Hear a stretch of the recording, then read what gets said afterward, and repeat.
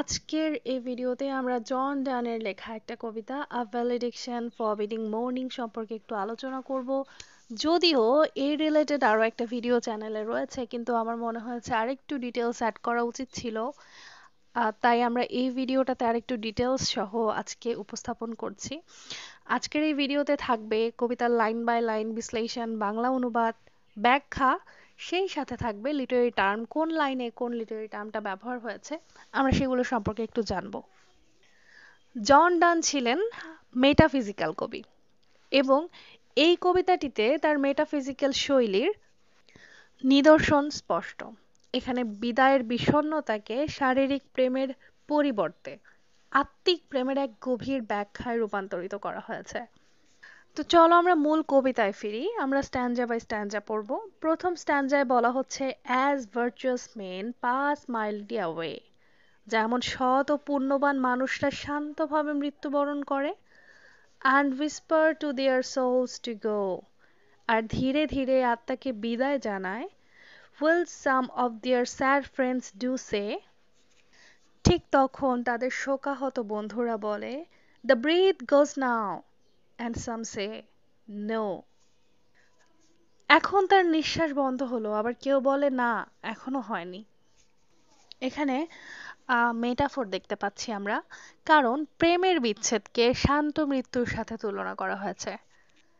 এখানে বোঝানো হচ্ছে যেভাবে মানুষ ধীরে ধীরে মৃত্যুবরণ করে, তার আত্মা ধীরে ধীরে তাকে ছেড়ে চলে যায়, আত্মাকে সে বিদায় জানায়, ঠিক সেইভাবে প্রেমও ধীরে ধীরে বিচ্ছেদ হওয়া উচিত, একবারে নয়।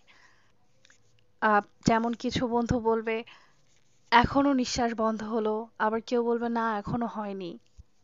অর্থাৎ কেউ বলবে বিচ্ছেদ হয়েছে, তো কেউ বলবে নয়। এখানে ইমেজারিও দেখতে পাই আমরা, মৃত্যুর মুহূর্তের নিঃশব্দ মৃদু স্বর শোকাহত বন্ধুদের কল্পনা তৈরি করা হয়েছে। এখানে কিন্তু সিম্বলিজমও দেখতে পাবে তোমরা। মৃত্যুর তুলনা প্রেমের পরিণতির সাথে করা হয়েছে, কিন্তু এখানে এটি ধ্বংসের পরিবর্তে আত্মিক সংযোগের রূপক। কারণ আমরা যেখানে মৃত্যুর তুলনা দেখতে পাই, সিম্বলিজম দেখতে পাই, সেটা অনেকটা ধ্বংসাত্মক হয়ে থাকে, কিন্তু এক্ষেত্রে এটা ব্যবহৃত হয়েছে আত্মিক সংযোগ, অর্থাৎ প্রেমের যে সংযোগ রয়েছে আত্মার সাথে আত্মার সম্পর্ক, সেইটার সংযোগটার রূপক হিসেবে। দ্বিতীয় লাইনে বলা হচ্ছে, so let us melt,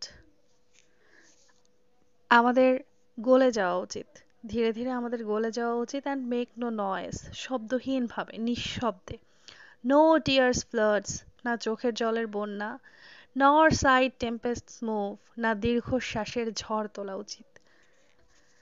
টুয়ার profession of our joys to tell the lady our love, আমাদের ভালোবাসা যদি সাধারণ মানুষদের বলি, তবে তা পবিত্র কিছুকে অপবিত্র করার মতো হবে। হাইপারবোল দেখতে পাচ্ছি আমরা, নো টিয়ার্স ফ্লাডস নর সাই টেম্পেস্ট, বাক্যে প্রেমের শোককে অতিরঞ্জিত করা হয়েছে। কনসেইট দেখতে পাই আমরা, কনসেইট হচ্ছে জন ডানের কবিতার বা মেটাফিজিক্যাল কবিতাগুলোর অন্যতম একটা উপাদান, চমৎকার ধরনের কিছু রূপক। এখানে দেখো আননেসেসারি দুটো বিষয়ের তুলনা করা হবে, উদ্ভট দুটো বিষয়ের তুলনা করা হবে খুব সুন্দরভাবে। এটাই হচ্ছে মেটাফিজিক্যাল কবিতার বৈশিষ্ট্য, তোমরা কম বেশি জানো। এখানে প্রেমিকের বিদায়কে মোমের গলনের সাথে তুলনা করা হয়েছে, যা মেটাফিজিক্যাল কবিতার বৈশিষ্ট্য। এবার আসা যাক ডিকশন বা শব্দ চয়নের বিষয়টা। প্রফেনশন শব্দটি ব্যবহার করে বোঝানো হয়েছে যে তাদের প্রেম সাধারণ মানুষের বোঝার বাইরে। এবার আমরা চলে আসি থার্ড স্ট্যানজা। এখানে বলা হচ্ছে, moving of the earth brings harms and fears, পৃথিবীর নড়াচড়া ভয় ও বিপদ ডেকে আনে। Men reckon what it did and meant, মানুষ তার প্রভাব বোঝার চেষ্টা করে। But trepidation of the spheres, কিন্তু আকাশের গ্রহ নক্ষত্রের আন্দোলন, দাও গ্রেটার ফার ইজ ইনোসেন্ট, যদিও অনেক বড় তবুও নিরীহ ক্ষতিহীন। এখানে আমরা মেটাফোর দেখতে পাই, সাধারণ প্রেমকে ভূমিকম্পের সাথে এবং আত্মিক প্রেমকে নক্ষত্রের গতির সাথে তুলনা করা হয়েছে। কন্ট্রাস্ট দেখতে পাই, পৃথিবীর অশান্তি এর সাথে মহাজাগতিক শান্তির তুলনা। সিম্বলিজম তো অবশ্যই দেখতে পাবে, শারীরিক প্রেমের অস্থিরতা বনাম আত্মিক প্রেমের ধীর ও শক্তিশালী রূপ। এই দুটো বিষয়ের কম্পেয়ার করা হয়েছে, সিম্বল দেখানো হয়েছে, প্রতীকীকরণ করা হয়েছে, অর্থাৎ শারীরিক প্রেম ভার্সেস আত্মিক প্রেম। ফোর্থ স্ট্যান্জাতে বলা হচ্ছে, ডাল sublunary lovers love, whose soul is sense, cannot admit absence because it doth remove those things which alimented it. স্থূল পার্থিব প্রেমিকদের ভালোবাসা, যাদের আত্মা শুধুই ইন্দ্রিয় সুখ চায়, ক্যানট অ্যাডমিট অ্যাবসেন্ট, তারা দূরত্ব সহ্য করতে পারে না, because it doth remove those things which elemented it, কারণ দূরত্ব তাদের প্রেমের মৌলিক উপাদানগুলোকে ধ্বংস করে দেয়। এখানে আমরা কন্ট্রাস্ট দেখতে পাই, ইন্দ্রিয় সুখ নির্ভর প্রেমের সাথে আধ্যাত্মিক প্রেমের পার্থক্য বোঝানো হয়েছে। মেটাফিজিক্যাল টোন এখানে দার্শনিক টাইপের, তাই না? দার্শনিক ভাব বা মেটাফিজিক্যাল টোন এখানে উচ্চতর প্রেম কেবল শারীরিক আকর্ষণের উপর নির্ভর করে না, এটা বোঝাচ্ছে। অ্যালিটারেশন দেখতে পাই আমরা, সাবলিনারি লাভার্স লাভ, এখানে একই শব্দের পুনরাবৃত্তি ছন্দ তৈরি করেছে।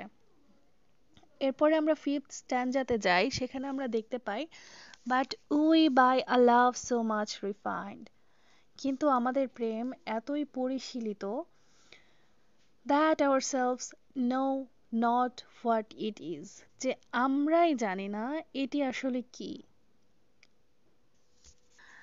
Inter assured of the mind, আমরা পরস্পরের মন দ্বারা নিশ্চিত।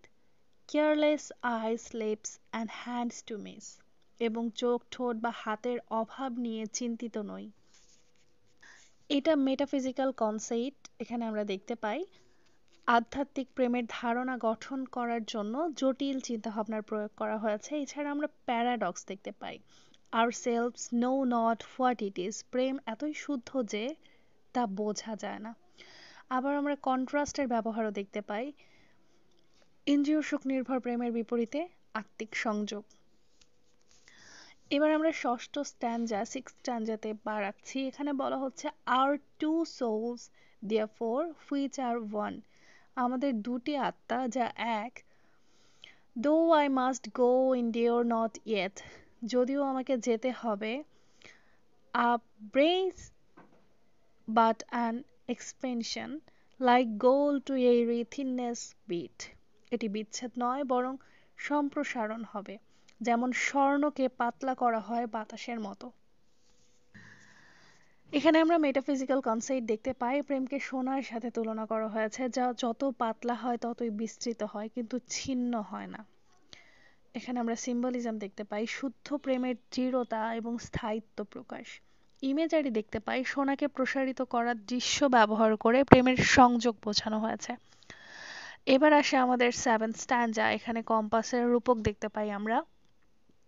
এখানে বলা হচ্ছে, if they be two they are two so as stiff twin compasses are two, যদি আমাদের আত্মা দুটি হয় তবে তারা এমন দুটি যেমন একটি শক্ত কম্পাসের দুই শাখা, অর্থাৎ কম্পাসের দুটো পা।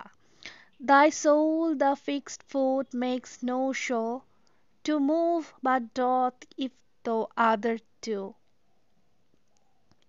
তোমার আত্মা হলো স্থির অংশ যা নড়তে চায় না, কিন্তু যখন অপর অংশটি ঘোরে তখন এটি তাকে অনুসরণ করে। এখানে মেটাফিজিক্যাল কনসেপ্টের ব্যবহার দেখতে পাই আমরা, প্রেমিক প্রেমিকার সম্পর্ককে গণিতের কম্পাসের সাথে তুলনা করা হয়েছে। সিম্বলিজম দেখতে পাই, প্রেমের কেন্দ্রস্থল স্থির কিন্তু তা দূরত্ব থাকা সত্ত্বেও সংযুক্ত থাকে। ইমেজারি দেখতে পাই, স্থির এবং চলমান দুটি অংশের দৃশ্য তৈরি করা হয়েছে। এরপরে আমরা চলে আসি এইট স্ট্যান্জায়, and though it in the center sit, যদিও এটি কেন্দ্রস্থলে স্থির থাকে। Yet when the others far doth roam, তবে যখন অন্য অংশটি দূরে চলে যায়। It leans and hearkens after it and grows erect as that comes home, যদিও এটি কেন্দ্রস্থলে স্থির থাকে তবে যখন অন্য অংশটি দূরে চলে যায় এটি তার দিকে হেলে পড়ে এবং অপেক্ষা করে, এবং যখন সেই অংশ ফিরে আসে এটি সোজা হয়ে দাঁড়ায়। এখানে আমরা কম্পাস যেভাবে কাজ করে সেই দৃশ্যটা দেখতে পাই, তাকে প্রেমের সাথে তুলনা করা হয়েছে। এখানে সিম্বলিজম দেখতে পাচ্ছি। প্রেমিকের দূরত্ব গ্রহণ করা হলেও প্রেমিকা মানসিকভাবে সংযুক্ত থাকে। মেটাফোর দেখতে পাই, প্রেমিক দূরে গেলেও প্রেমিকার অবস্থান তাকে আকর্ষণ করে ফিরিয়ে আনে। পার্সনিফিকেশন দেখতে পাই, কম্পাসের অংশকে মানুষের অনুভূতির মতো আচরণ করতে দেখানো হয়েছে। এবার আসে নবম স্টাঞ্জা, যেখানে বলা হয়েছে such while thou be to me who must like the other's foot obliquely run, তুমিও আমার জন্য এমনই হবে যেমন অন্য অংশটি বাঁকা পথে চলে যায়। Thy firmness make my circle just and makes me end where I began, তোমার দৃঢ়তা আমার বৃত্তকে নিখুঁত করে তোলে এবং আমাকে সেখানেই ফিরিয়ে আনে যেখান থেকে আমি শুরু করেছিলাম। এটা একটা মেটাফিজিক্যাল কনসেপ্টের ব্যবহার দেখতে পাই আমরা এখানে। প্রেমিকের যাত্রা একটি বৃত্ত সম্পন্ন করার মতো যা প্রেমিকাকে কেন্দ্র করে থাকে। সিম্বলিজম, প্রেমের স্থায়িত্ব এবং দূরত্বেও সংযুক্ত থাকার ধারণা। ফিলোসফিক্যাল টোন হচ্ছে এখানে প্রেম কখনো শেষ হয় না, বরং পূর্ণতা লাভ করে। এটাই ছিল আমাদের সেই ছোট্ট কবিতা, আশা করছি বুঝতে পেরেছো।